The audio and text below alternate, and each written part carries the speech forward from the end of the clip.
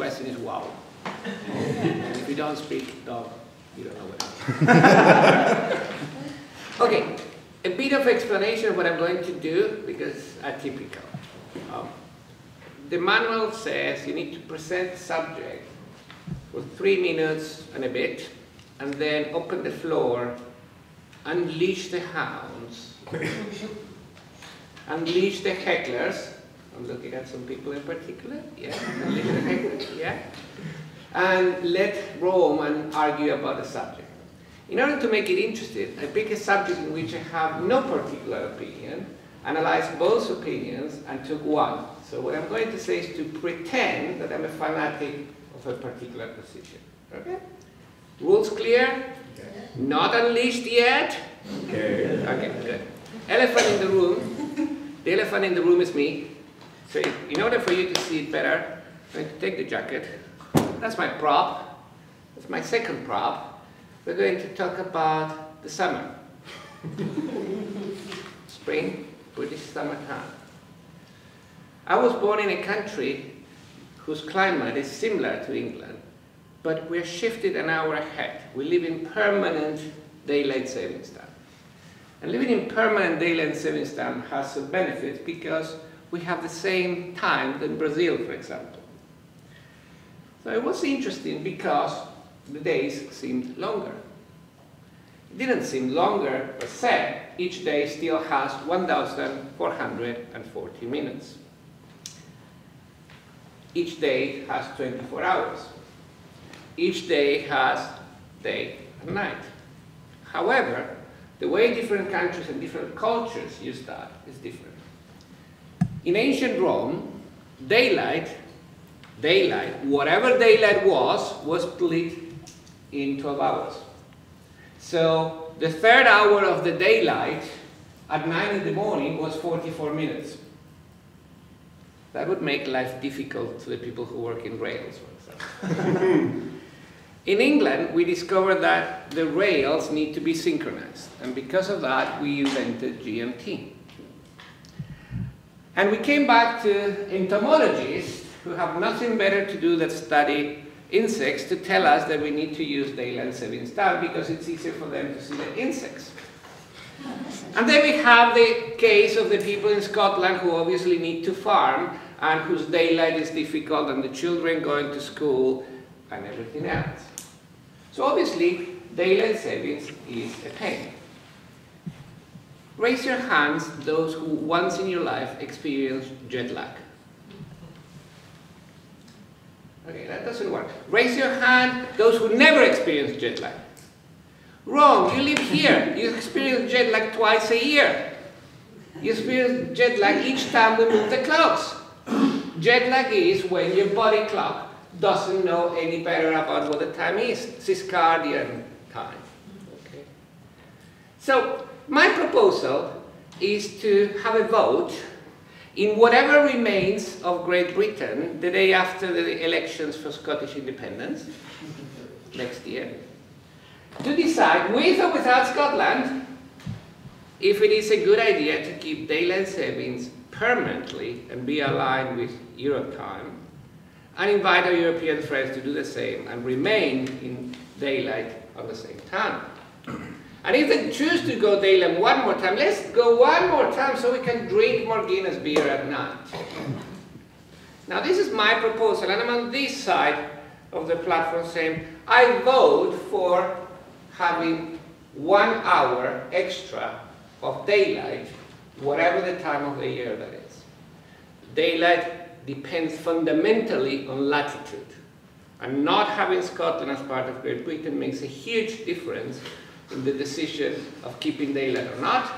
And because of that, I propose to do that at the end of September of next year, after the referendum in Scotland about keeping independence or not. Hounds, consider yourself unleashed. Who's with me? Who's with me? Nobody. Okay. Why are you not with me? Why? What do you have to say? Come on, okay. Oppose me. Oppose me. Heckle. Are you assuming that Scotland is not going to remain part of the UK? So let's assume Scotland remains as we are now. One of the key reasons why we've got daylight saving is because if we didn't have that in places like Scotland or north of England, the mornings would be dark, people would be going to work, there'd be more accidents, more deaths, and that's why we move the clocks to have the sunlight. So Great question. Say to that. The question is, do we have accidents in the morning and do we have accidents at night? Because you're not going to make more minutes of daylight just by shifting that one way or the other. However, the principal element for defense of daylight was energy savings. And the logic was that if people remain at home in the morning and go later during the day to be out at work or at whatever else, the proportion of accidents was less. Having Scotland makes the case for having daylight savings even greater. So I'm not advocating that we should abolish daylight savings because we are going to lose Scotland or because Scotland is going to go their own way.